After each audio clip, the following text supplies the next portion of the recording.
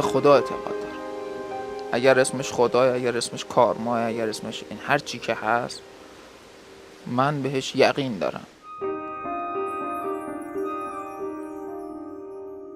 آدم‌های شهر ازت سوء استفاده میکنن، اما اونایی که تو کوهن خیلیشون سوء استفاده نمیکنن، چون تو مرام معرفتشون نیست سوء استفاده بکنن.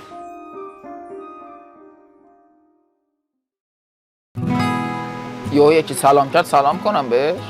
اصلا که توه. باش. اصلا من اینجا هیچ کارم. آقا سلام. صبحتون بخیر. سرپیچ چرا اونجا؟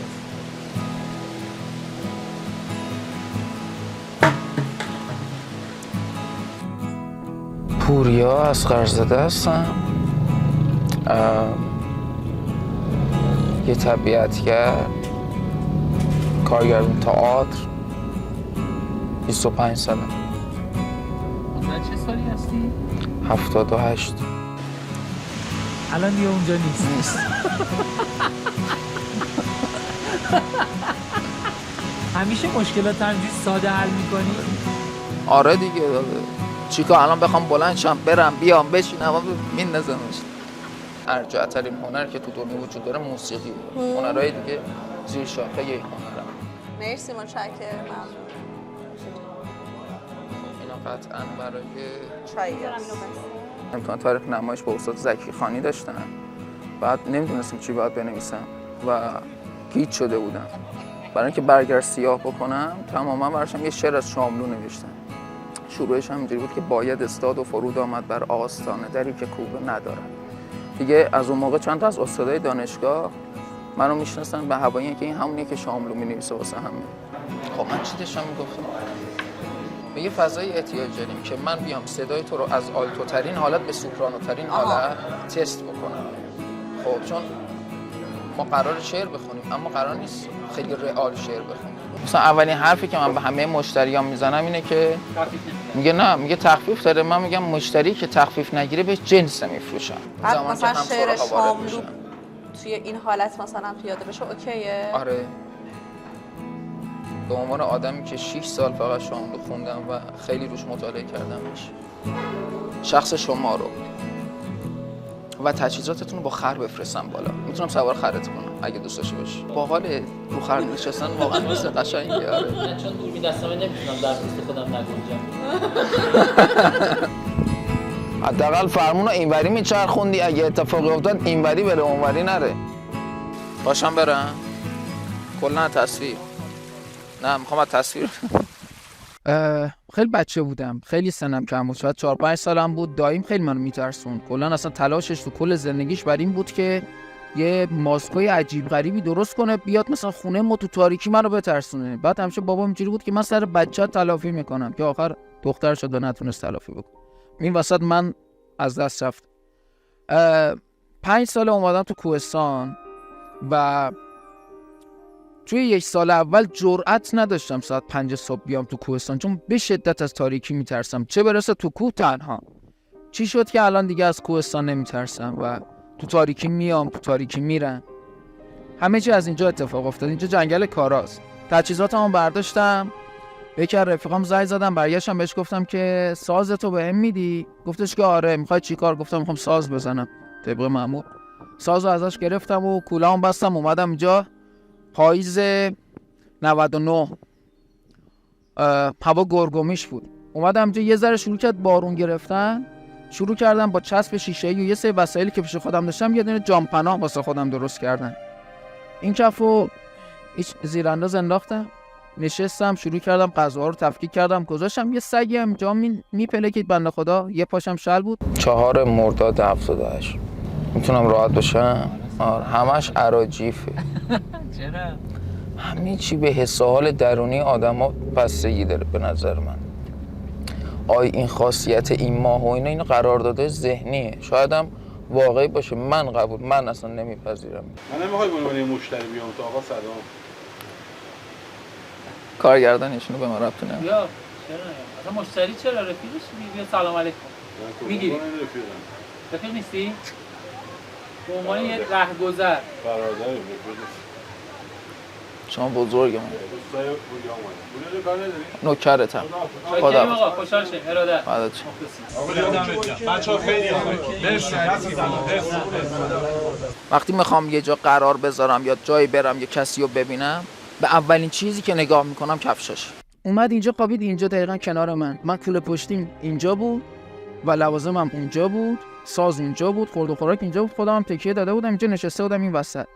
یه تقریبا نیم ساعتی گذشت، گفتم برم یه چوب و اینجور چیزا جمع بکنم. چوب و اینا که جمع کردم اومدم گفتم یه ذره روشنش بکنم با الکل و اینجور چیزا، یه ذره سعی کردم روشنش کردم ولی خب بارون زد خاموش شد.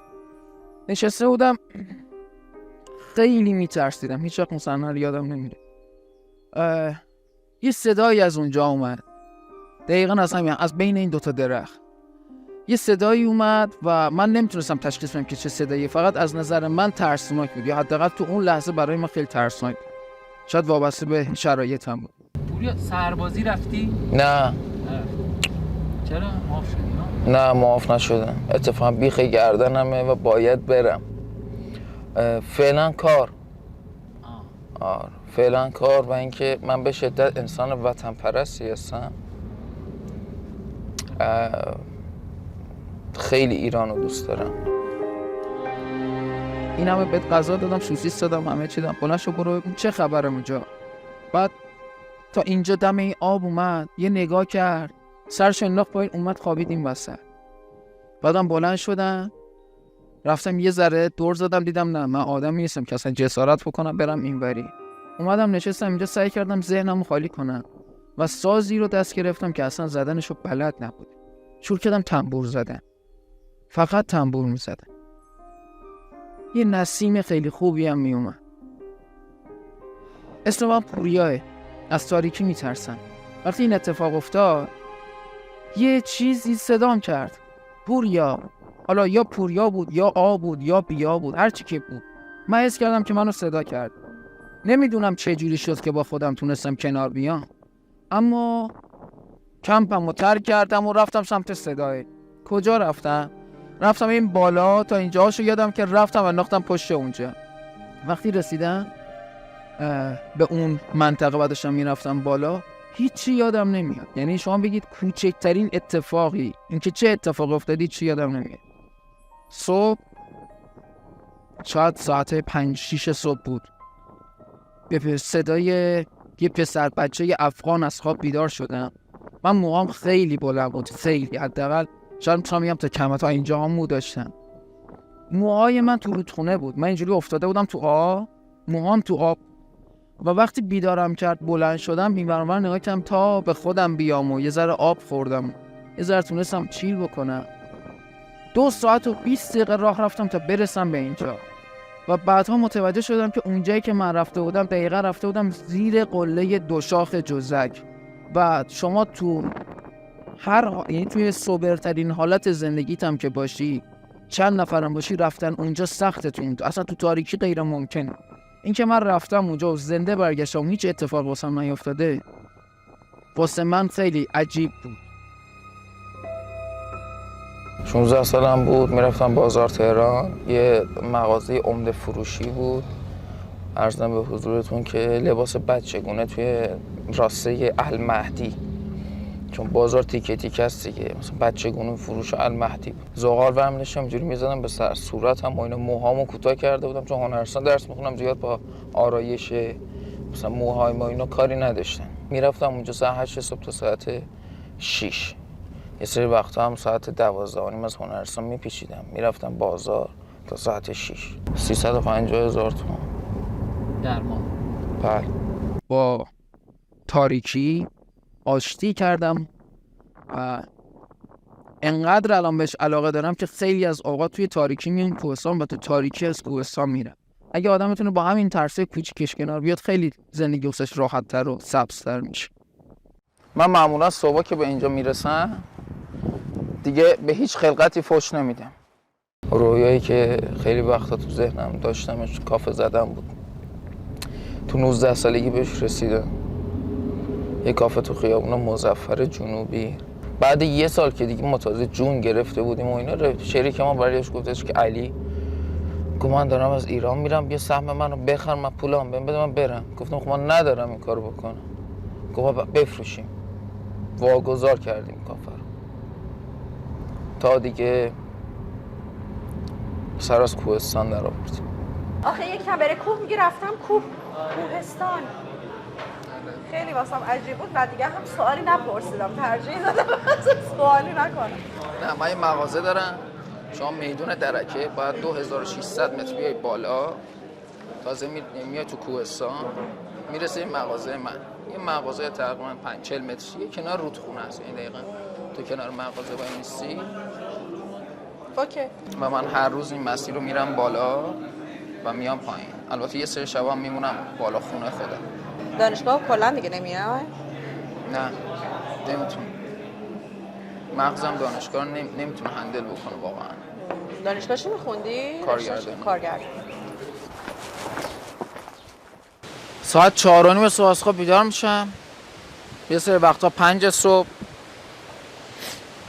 بعد تا 5:30 آماده میشم. اسنپ میگیرم، از خونه میام بیرون. خوابم، کاملا خاموشم و خوابم. حتی با اینکه یه سری وقتا قهوه میخورم خواب میام بیرون. و کلا با دنیا درگیرم. سوار اسنپ میشم، همچنان درگیرم، علل خصوص با راننده اسنپ‌ها. ماشاءالله یه سریشون خیلی پرحرفن. تو ماشین میگیرم میخوابم، تقریبا بین 25 تا نیم ساعت راه دارم تا درکه. شاعر از کوچه مهتاب گذشت ولی شعری نسرود، نه که سرگشته نبود، نه که معشوقه نداشت. سالها بود که دیگر کوچه مهتاب خیابان شده. حتی میتونی پنجره‌ت یه ذره بدی پایین، از هوای درکه لذت ببری. آره منم به خاطر اینکه سمت چپ باید بریم، به کار شما لطمه وارد نشه، ترجیح دادم عرف کنم. نه بده پایین تا شیشت میخواد. نه نده آقا، نده دیگه. تو الان ندادی، از الان به بعد میخوای بدی واسه چی؟ الان یعنی ما اگه می‌خواستیم کوه بگردیم از اون میدونه باید اون از میدون درکه باید میرفتی. شما هم از موسوی مطلق میتونستی بری بالا، هم از میر اسماعیلی که به 3 تا راه میخوره. میر اسماعیلی خودش از امامزاده میتونی بری بالا، از خود میر اسماعیلی میتونی بری بالا. یه راه دیگه هم داره که من بلد نیستم، یعنی بلد نیستم اسمشو بلد نیستم. دیدیم مثلا یه سری وقتا یه چیزی رو تعریف میکنه، میگه آره من رفته بودم فلان جا، یه طبیعت فوق العاده بکر و زیبایی داره، بعد هی به طرف میگی مثلا اون طرف مقابل تو ذهنش رو تصویر سازی میکنه که اون چیه. بریم بالا تیلا رو بهت نشون بدم.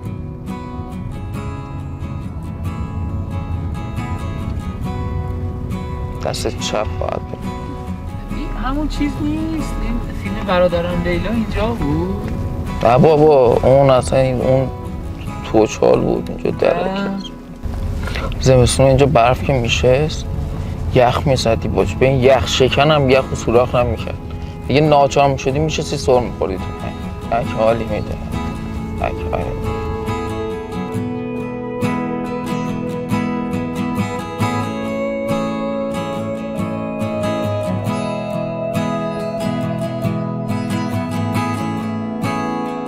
به این درکه اینجا مشهدی نشینن اکثرا.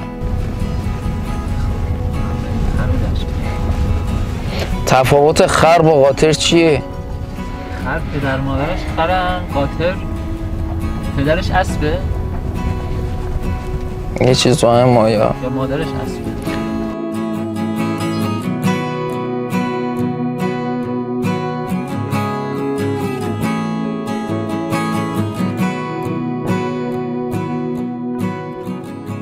همینجا باید پارک کنی دیگه. همینجا؟ یه ذره برو جلوتر پارک کن. این پارکینگه اینجا یا چیه؟ ما اینجا پارک میکنیم. آخه مسیری که ما میریم با مسیری که آدمای عادی میان فرق میکنه دیگه. آره قرار بریم خر ببینیم. من این خر دارم. خب من این خر رو سال 96 خریدم که فقط زندگیش با خرهای دیگه فرق داشته باشه و بار نمیکشه، زندگیشو میکنه. این طویله داره، تو طویله زندگی میکنه، آزاده، رهاه. تو طویله آزاده؟ نه طویله است، آزاده، میاد بیرون میره تو، خوراکشونو به راه. یعنی من یه هزینه‌ای دارم میدم بابت اینکه اون خره راحت زندگی کنه. دعوا کردی؟ گوشاشون رو آفون.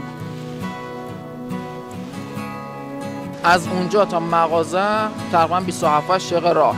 بستگی داره. اگر خیلی بدنم انرژیش بالا باشه پیاده بخوام بیام، چون اینجا کلا تنها راه رفت آمدش یا خره یا باید پیاده بیاد که خرم خب درست نیست استفاده کردن ازش. چرا؟ برای اینکه همینجوری بدبخت حیوان داره بار میکشه، بعد زشته دیگه. خدا بهت 2 تا پا داده که ازشون استفاده بکنی، که بخوای از اینا هم استفاده نکنی که به درد نمیخوره. که من اینجا رو مثلا نیم ساعته میام، یکی امکان داره مثلا 27 دقیقه 25 دقیقه بیاد، یکی امکان داره 1 ساعت و 10 1 ساعت و 20 دقیقه هم تو راه باشه. چقدر راهه؟ 2400 متر تا اینجا راهه. از اینجا به پایین چون یه سری مسیرها فرعی میشه تقریبا 3000 متر راه. من روزانه 2400 تا میام بالا، 3000 تا میرم پایین، میشه 5400 تا. اگه مثلا خلوت باشه اینجا یا مثلا دم ظهری کوه خلوت میشه میزنم میرم تو دل کوه، یا میرم جنگل کارا، یا میرم پلنگچال، ازغالچال، یه سری جای این شکلی میرم و یه چیلی میکنم و برمیگردم. اوقات فراغتمو معمولا میام جنگل، چوب خشکایی که میبینم برمیدارم، ترجیح اونایی که صافتر از همه است، یا چوب ترایی که باد انداختتشون رو شکستن برشون میدارم میبرم آمادهشون میکنم و با مقار و تیغ و ایناش شروع میکنم روشون یه سری طرح دادن و نقش و نگار در میارم و هر کسی که اون روز قسمتش باشه بهش کادو میدم. مهم نیست منو بشناسه یا نشناسه، مهم اینه که اون عصا واسه اونه، عصای کوهنوردی درست. لیسانس تئاتر کارگردانی دانشگاه تهران مرکز. دوره‌ای که ما بودیم و توی فلسطین گذروندیم و انقلاب و البرز و اینا، مابقیش هم توی سوهانک متاسفانه، یعنی دورترین نقطه تهران. آب و هوای خیلی خوبی داشت و من خیلی وقتا میرفتم کمپ میکردم، بعدش میمدم میرفتم سر کلاسا. دیپلم چی؟ گرافیک، هنرهای زیبا.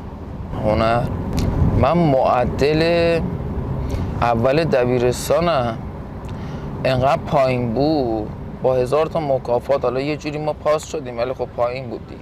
هیچ جا منو قبول نمی‌کرد بخوام برم درس بخونم. گفتم 1-2 سال قبلش هم به خاطر رتبه‌ای که هنرهای تجسمی چرت و پرتای منطقه‌ای و مثلا میفرستن مسابقات و بعد میره استانی و بعد کشوری و اینا، ما اول شده بودیم تو کشور و هیچ وقت هم بهش بسنده نکردم. چیز عجیبی نبوده. من عکسام که تو روزنامه چاپ شده بود رفتم هنرهای زیبا، خب اونجا هم یه هنرستانیه که خب خیلی از آدمای معروف و مشهور توش تدریس میکنن و درس خوندن. سهراب سپهری که درس خونده و تدریس میکرد و خانم دانشور رو. رفتم اونجا به آقای حسینی معاون هنرستان گفتم که من معدلم اینه اما این رزوممه. بچه بودم دیگه. بعد یه ذره نگاه کرد، یه نگاه به من کرد، قبولم کرده. این شد که رفتم هنرستان هنر خوندم، وگرنه علاقه نه به آن صورت علاقه نداشتم. علاقه من شدم. باش.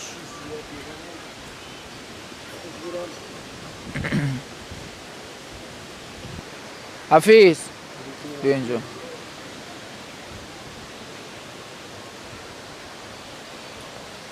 اون یکی پایین کفشه رو بیار.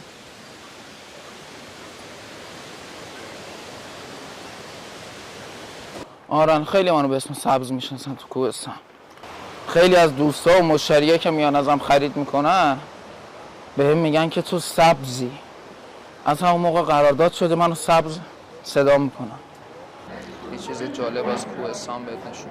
این مغازه من. چه جالبه. آره خیلی هم عالی. وسایل کمپ.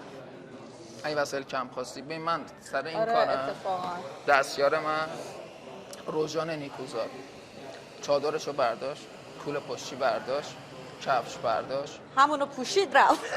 یه ست کمپ می‌خواست بره جنوب. بعد گفت پوریا من تجهیزات میخوام. اومد بعد همه چی رو برداشت، حرف از دستمزد هنوز نزده بود، همه چی رو برداشت و من یه حساب کتاب کردم گفتم که 11,300,000 تومان میشه مجموعه چیزایی که شما از من برداشتی. گفت باشه اوکی.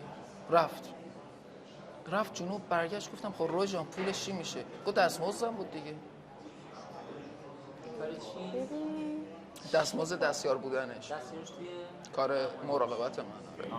کار دیگه خواستی ببری من هست. تو پاچم رفت اسم میکنم واقعا، ولی چون دوستش دارم دختر باحالیه. اینجوری کار کردم با شما. الان اینو که داری پاش میکنی قیمتات میدی پایین قیمتا رو من میگی؟ من هفته دیگه دارم میرم سمت جوانرود و بانه اینا. برو پایین نمیدی برم خوش بگذار. آره من خواهی اینجا بمونه تا شما بگید